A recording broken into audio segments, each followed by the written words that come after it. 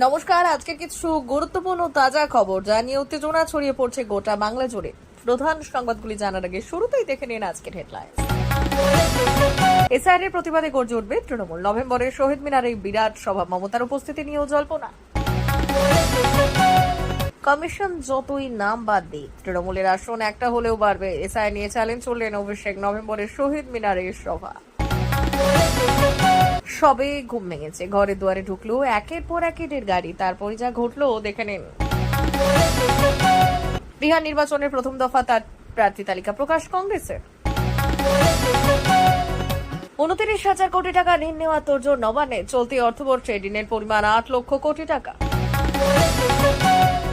সবচেয়ে বড় শিব করব, শিলিগুড়িতে মহাকাল মন্দির তৈরির ঘোষণা মুখ্যমন্ত্রী। ডিএমকে জমি দেখা নির্দেশ।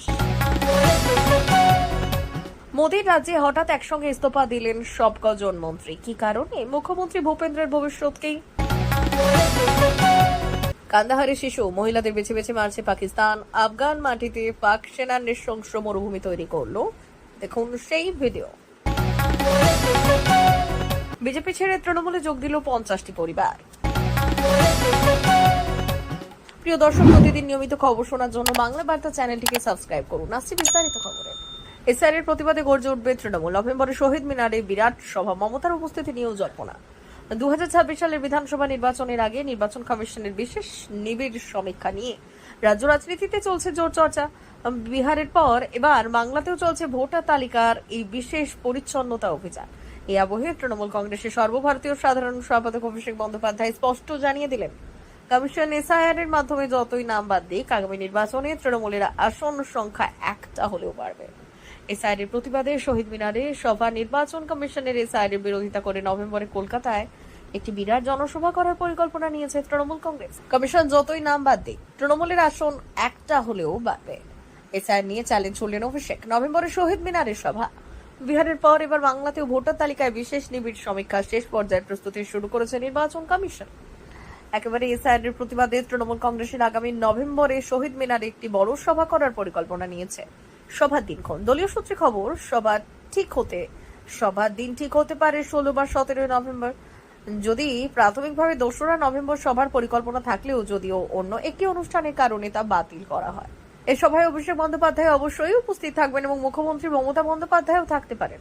অভিষেক ইতিমধ্যেই জানিয়েছেন তিনি সভায় থাকবেন এবং এসআইআর নিয়ে দলের অবস্থান সোজাসুজি জানাবেন জনতার সামনে।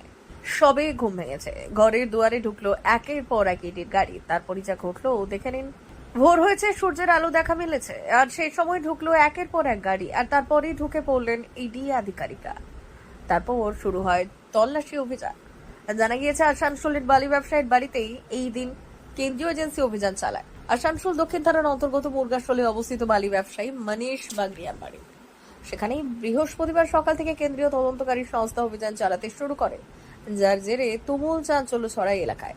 স্থানীয় সূত্রে জানা যায়, বাগারিয়া পরিবার ঘুম থেকে ওঠার কিছু পরে কেন্দ্রীয় টিম তাদের বাড়িতে পৌঁছয়। তারা প্রথমে সকলের মোবাইল ফোন বাজেয়াপ্ত করে, এরপর তদন্ত শুরু করে। জানা গিয়েছে রাজ্যের বিভিন্ন জায়গায় বালি সিন্ডিকেট তৈরি করা হয়েছিল, কোটি কোটি টাকার লেনদেন করত তারা। বিশেষ করে দক্ষিণবঙ্গের বিভিন্ন বালিঘাটের সঙ্গে যুক্ত বাগরিয়ারা বলেও অভিযোগ। তাদের পুরুলিয়া, বাঁকুড়ায় লৌহ ইস্পাতের কারখানাও রয়েছে বেশ কয়েকটি। দক্ষিণবঙ্গের বিভিন্ন জায়গায় তাদের বালিঘাট লিজহোল্ড নেয় এবং লিজহোল্ড ছিল। সরকারি বালিঘাটে আর্থিক তছরুপেরও অভিযোগ রয়েছে এদের বিরুদ্ধে। তবে শুধু আসানসোল নয়, এই 3-4 কলকাতাতেও ইডি আধিকারিকরা গিয়েছেন তল্লাশি চালাতে। বিহার নির্বাচনের প্রথম দফার প্রার্থী তালিকা প্রকাশ কংগ্রেসের। বিহার বিধানসভা নির্বাচনের প্রথম দফার ভোট গ্রহণের আগে অবশেষে 48 জন প্রার্থীর তালিকা ঘোষণা করলো, অর্থাৎ প্রকাশ করলো কংগ্রেস। আসন্ন ভাগাভাগি নিয়ে রাষ্ট্রীয় জনতা দলের সঙ্গে মহাজোটের মধ্যে যে অচলাবস্থা তৈরি হয়েছিল, আর তার অবসান ঘটিয়ে বৃহস্পতিবার গভীর রাতে এই তালিকা প্রকাশ করা হয়। জানা গিয়েছে, প্রথম দফার মনোনয়ন জমা দেওয়ার শেষ দিনের ঠিক আগের রাতেই এই গুরুত্বপূর্ণ ঘোষণা করলো হাত শিবির। সূত্রে খবর, কংগ্রেস নেতা রাহুল গান্ধী এবং দলের সভাপতি মল্লিকার্জুন খার্গে আরজেডি প্রধান লালু প্রসাদ যাদবের সঙ্গে ফোনে কথা বলে। আর সেই ফোন আলাপের পরই জোটের জট কাটে এবং তার কয়েক ঘন্টার মধ্যে কংগ্রেস প্রার্থী তালিকা প্রকাশ করেন। প্রথম তালিকায় বেশ কিছু পুরনো নেতা যেমন টিকিট পাননি, তেমনি নতুন মুখদেরও সুযোগ দেওয়া হয়েছে। যেমন খাগড়িয়ার বর্তমান বিধায়ক ছত্রপতি যাদব এবং টিকিট পাননি, তার জায়গায় প্রার্থী হয়েছেন চন্দন যাদব। উনত্রিশ হাজার কোটি টাকা ঋণ নেওয়া তোড়জোড় নবান্নে। চলতি অর্থবর্ষে ঋণের পরিমাণ 8 লক্ষ কোটি টাকা। আবারও মোটা অঙ্কের টাকা বাজার থেকে ঋণ নিচ্ছে রাজ্য সরকার, জানিয়ে রীতিমতো আশঙ্কার কালো মেঘ দেখছে রাজ্যের প্রধান বিরোধী দল বিজেপি। কিন্তু তৃণমূল কংগ্রেস ফের অনড় মনোভাবেই দেখিয়েছে, পাল্টা মোদী সরকারের বিরুদ্ধে তোপ দেখেছে। সবচেয়ে বড় শিবকরুর শিলিগুড়িতে মহাকাল মন্দির তৈরির ঘোষণা মুখ্যমন্ত্রী, ডিএমকে জমি দেখার নির্দেশ। এছাড়াও বিধানসভা ভোটের মুখে দার্জিলিং এ দাঁড়িয়ে বড় ঘোষণা করলেন মুখ্যমন্ত্রী। এবার শিলিগুড়িতে মহাকাল মন্দির তৈরির ঘোষণা করলেন মমতা বন্দ্যোপাধ্যায়। এর জন্য দার্জিলিং এর জেলা শাসককে জমি খোঁজার নির্দেশ দিলেন মুখ্যমন্ত্রী। সুকান্ত মজুমদারের মন্তব্য, দীঘায় জগন্নাথ সাড়া দেননি বলে শিলিগুড়িতে মহাকাল মন্দির করতে চাইছেন মমতা বন্দ্যোপাধ্যায়। রাজনীতি এখন ধর্মময়, হিন্দু মুসলমানদের রাজনীতি এখন আর রাগঢাক রেখে হয় না, খোলা হয়। কি রাজ্যে কি দেশে ভোট এলেই আরো বেশি করে ধার্মিক হয়ে যান রাজনীতিবিদরা, কারণ ধর্মের পথে হাঁটলে ঝুলিতে ভোট আসে। গত এক দশকে তা জোরালো ভাবে প্রতিষ্ঠিত হয়েছে। এই নিয়ে নানা আলোচনা, তর্ক বিতর্কের আবহেই বিধানসভা ভোটের মুখে বড় ঘোষণা করলেন মমতা বন্দ্যোপাধ্যায়। বৃহস্পতিবার দার্জিলিং এ মহাকাল মন্দির পুজো দিয়ে বেরিয়ে শিলিগুড়িতে মহাকাল মন্দির তৈরির ঘোষণা করলেন মুখ্যমন্ত্রী। তিনি বললেন, আমি একটা জমি জেলা শাসককে দেখে রাখতে বলেছি শিলিগুড়িতে, পাশাপাশি ভালো জমি যেখানে কনভেনশন সেন্টার হবে, আর তার পাশেই আমি একটা বড় মহাকাল মন্দির করব, সেটা সবচেয়ে বড় শিব করব। মোদী রাজ্যে হঠাৎ একসঙ্গে ইস্তফা দিলেন সব কজন মন্ত্রী। কি বললেন, কি কারণে? মুখ্যমন্ত্রী ভূপেন্দ্রের ভবিষ্যৎ কি, জেনে নিন। গুজরাতে বিধানসভা ভোটের আগে প্রথা মেনেই মন্ত্রিসভা ঢেলে সাজার কাজ শুরু করে দিল বিজেপি। বৃহস্পতিবার সেই রাজ্যে 16 জন মন্ত্রী মুখ্যমন্ত্রী ভূপেন্দ্র প্যাটেলের কাছে ইস্তফা পত্র জমা দিয়েছেন বলে সংবাদ সংস্থা পিটিআই সূত্রে জানা যায়। যদিও বিজেপির একটি সূত্র জানাচ্ছে এই যাত্রা তার গদি অক্ষত থাকারই সম্ভাবনা। প্রসঙ্গত, গত 4 অক্টোবর কেন্দ্রীয় মন্ত্রী CR পাতিলকে সরিয়ে অনগ্রসর জনগোষ্ঠীর নেতা জগদীশ বিশ্বকর শর্মাকে রাজ্য বিজেপির সভাপতি নিযুক্ত করা হয়েছিল।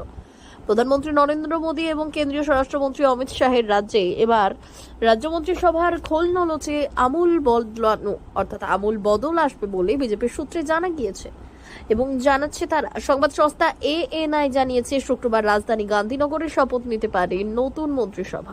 কান্দাহারে শিশু মহিলাদের বেছে বেছে মারছে পাকিস্তান। আফগান মাটিতে পাক সেনা নৃশংস মরুভূমি তৈরি করলো। পাকিস্তান যেভাবে আফগানিস্তানের স্পিল বদলানোকে হামলা চালিয়েছে তা কার্যত নৃশংস। স্পিন বোলদা অর্থাৎ মহিলা, শিশু এবং বৃদ্ধদের নিশানা করেছে পাকিস্তান। স্পিন বোলদারকে কান্দাহারে যেভাবে আকাশপথে হামলা চালায় পাকিস্তান, সেই ছবি দেখলে আঁতকে উঠতে হচ্ছে। কান্দাহারে পাক সেনা যখন আকাশপথে হামলা চালাতে শুরু করে, তার জেরে একের পর এক শিশুর মৃত্যু হয়। বিজয় সম্মেলন মঞ্চ থেকে ব্লক তৃণমূল কংগ্রেসের সভাপতি শেখ সবেরাতি এবং পিংলার বিধায়ক অজিত মাইতির হাত ধরে তৃণমূল কংগ্রেসে যোগদান করলেন 50টি বিজেপি সমর্থক পরিবার। গতকাল সন্ধ্যায় পিংলা অডিটোরিয়াম হলে পিংলা ব্লক তৃণমূল কংগ্রেসের উদ্যোগে আয়োজিত বিজয় সম্মেলনে অনুষ্ঠান হয়েছিল, আর সেই মঞ্চে এই 50টি পরিবারকে দলীয়ভাবে যোগদান করানো হয়। ব্লক সভাপতি, বিধায়ক ছাড়াও এদিন উপস্থিত ছিলেন দলের মুখপাত্র রিজু দত্ত, ঘাটাল সাংগঠনিক জেলার INTTUC জেলা সভাপতি সনাতন বেরা, জেলার যুব তৃণমূল কংগ্রেসের সভাপতি সৌরভ চক্রবর্তী সহ অন্যান্যরা। প্রিয় দর্শক, এখনকার মতো খবর এই পর্যন্তই। ধন্যবাদ।